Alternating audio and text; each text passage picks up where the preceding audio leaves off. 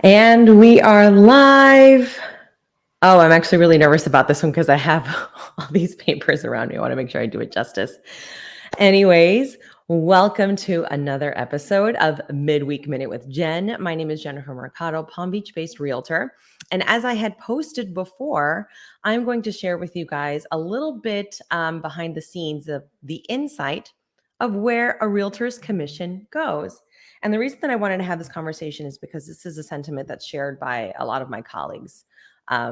People think we make too much money, or they don't understand why we need to work so hard to make this much money. And even like, as I say that, like I feel those words in my body and I'm like, ugh, I don't like the way that feels. But there's just so much, I think, judgment laced around how we make our money, how much money it is that we make when we make that money.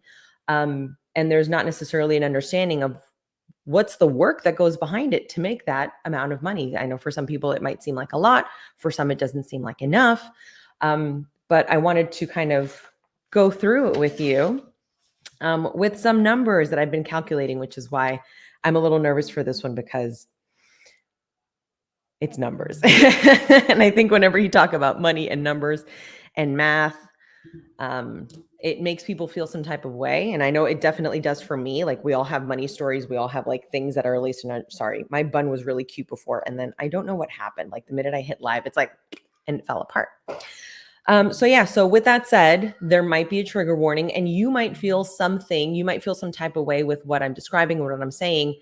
And that's okay, right? We all have our own thing to figure out with how we make our money. Do we want to keep making our money the way that we make our money? Do we want to work as hard as we're working to make that money? Or do we want to work and not allow it to feel like work for us because it's something that's aligned within ourselves? So all of these things I want for you to pay attention as you're hearing me discussing numbers and discussing commission and discussing money, how that makes you feel, and also to kind of give some props to to the realtors out there who are really working hard. I mean, there's a lot that goes in behind the scenes that I don't think that people necessarily see, because it's not interesting to see, or it's not glamorous to see, or it's not fun to see.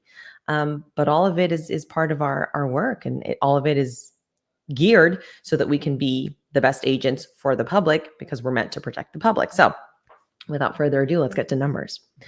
Assuming that you are in the United States and you're watching me, you're in the United States, the median sales price for a home is $408,100, which is huge. I think it only broke over 400,000 last year with the pandemic. I'm going to show where I got that resource from. So there is a website, and obviously all of this is public information. You guys can Google it. That's why I put it in the comments. You can find out what the median sale price is. And then other resources I'll go ahead and reveal as I go through.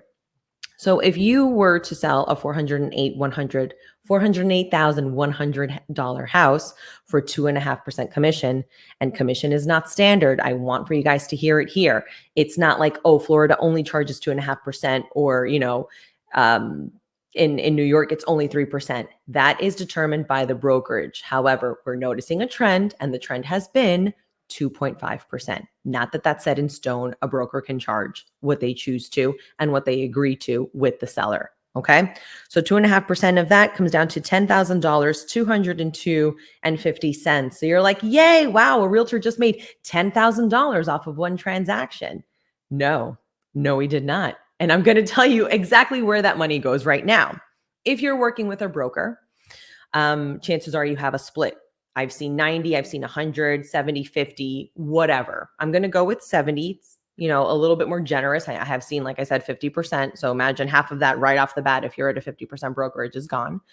And not to knock it, for some beginning agents, that's what helps them, because they are giving more money to the brokerage because they're receiving that support in turn. So again, not to knock anybody, I'm just going off what I know. So let's say that you're at 70%, right? So 30% of that money goes to your broker immediately. $7,141.75 becomes what is yours, right? So from that $10,000, it's a big difference down now to $7,000. But you have taxes to pay because you're self-employed.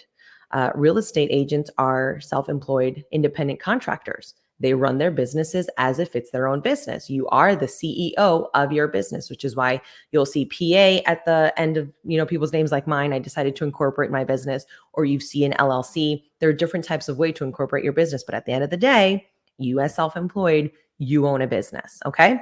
So you have to pay taxes. You can pay up to 16%. I've seen up to 30% people save from that money, just so that they can be conservative and not have to owe. So what I did for this calculation, I did 20%, right in between 15 and 30. So we're not going too overboard or too under. So you set 20% aside. That's $1,400 that you've just set aside from that $7,000 for taxes, making your net $5,713. Half of your money gone. So I haven't even gotten into the other things that I'm going to get into, but I just want you guys to sit with that, right? It seems like $10,000 is a lot for one person to make because, oh, all you did was sell this house. All you did was prepare the contracts. All you did this, right? We're so good at minimizing another person's effort because we're only seeing the finished product and we're not seeing the nitty gritty behind the scenes. So I just want for you to sit with that, right? On a $408,000 house, which is just the median sale price. I'm not even going, into ultra luxe or, the lower end, more affordable housing or the 55 and under, which is not expensive here in Florida, right? If you're selling a median sale price house in the United States, and of that you've made $10,000 commission, your net, once you split with your broker and you've set money aside for your taxes, comes down to $5,700. Okay. Half. I'm going to say that again. Half. Okay. And because you are a human, you probably own a home. Maybe you're in a family. Maybe you have expenses for your well-being and your living that you have to pay. So you want to give yourself a salary. I'll call it a salary, right? So you calculate with whoever it is that you're living with whoever it is that you're working with, your salary of how much now gets sent to the house of the things that you have to pay for your salary so that all of your basic needs are covered with this money that you've made. Assuming you pay yourself 80%, right? Let's say that 80% of that, you're like, you have a few cars, whatever the situation is.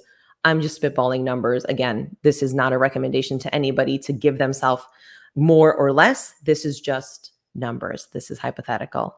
Of that 80% that now you've given yourself a salary, your business now incurs or receives $1,100. So from that $10,000 on the commission, after you split with your broker, after you've paid your taxes, after you've taken care of your basic needs because you have to pay rent or a mortgage or a car or gas or food or kids or insurance, right? Insert your personal situation there. Then you still have business expenses because you have a business that you're running and you want to make sure that you can continue to run your business in a way that's effective and helpful for you. Maybe your salary is 50%, right? So whatever your cut is, you're going to put that money back into your business. And then it doesn't stop there. No, it doesn't. There are more expenses to be paid, right? Because when you're in real estate, and my realtors who are watching know, you pay marketing, you pay subscriptions, you pay CRMs, websites, emails, you pay content creation websites, you pay Zoom if you have international clients and you want to make sure that you're not going to get kicked off a meeting for having too many people or being on for too long, right? You pay your continuing education, you pay for your association so that you can continue to share MLS details with your buyers who want to buy with you and CMA comps with your sellers who want to list with you. You pay your PAC. Because if you're involved in the association, which I highly recommend any realtor in Florida who's watching, please do so. Because I'll let you know the reason that we remained essential employees during the pandemic is because we have a very strong political action committee that is making sure that us as business owners and members in our community were able to provide for our families during a time where unfortunately not many were meant to. So if you haven't invested, this is your friendly reminder to find out who and where and when and how to invest. And you can contact me to help you because I will absolutely love to do so. But in the event that you do decide to contribute, you can contribute. I believe the minimum is like 25, 30, really anything that you're able to, up to $1,000, which will make you a major investor. And then obviously more as it scales up with your donation to that committee.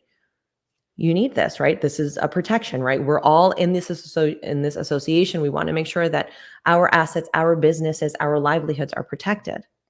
And then if you formalize your business, much like I have, either through an LLC or through a PA, you have to pay annually to get that filed. And that comes out to $125. I think last I checked, I have to file mine this year. That's how you know I don't have that exact number right now.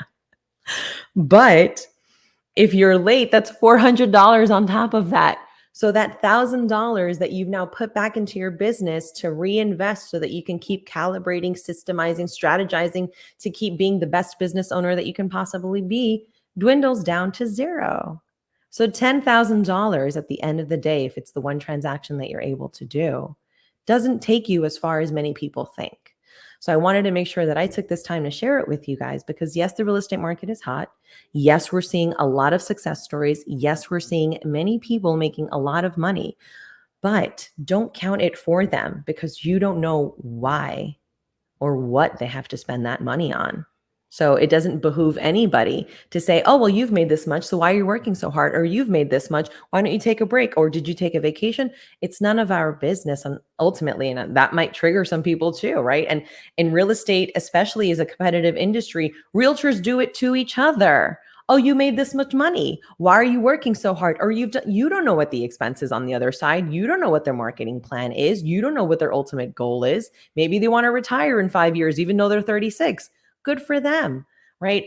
Ultimately, the reason I wanted to show you guys this from a behind the scenes standpoint with some, numbers that are concrete, because again, like I said, I'm using numbers for how much it costs, the median sale price, what the trend is for commission, right? We don't have an average. We don't have a fix. There is no standard, but there are trends. Some people still charge 3%.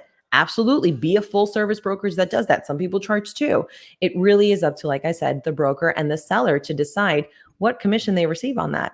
And as a further caveat, buyers who may work for real estate agents without signing a buyer broker agreement end up having a realtor working for free if they put offer and after offer and after offer and there's no deal closed, and then they don't get a house, and then they dump that realtor who's worked for them for as long as they have, because we know how the market is for buyers right now and we don't want to lose faith with you, and then they go work with somebody else, right? Then you've done all of this for nothing and you're back to scratch, right?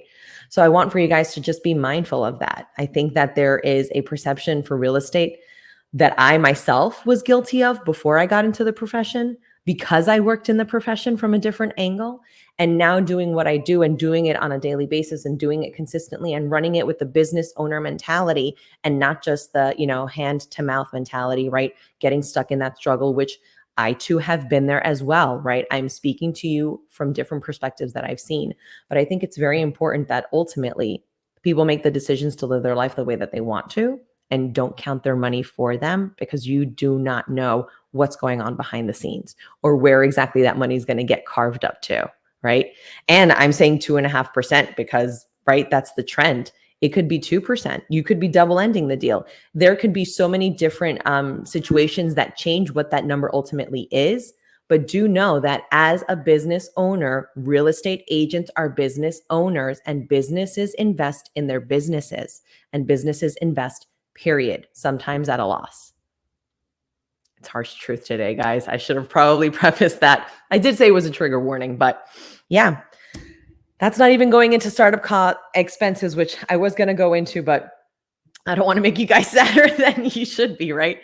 But anybody who's thinking of going into real estate because, wow, yeah, it sounds like a piece of cake to make $10,000 when I sell a home.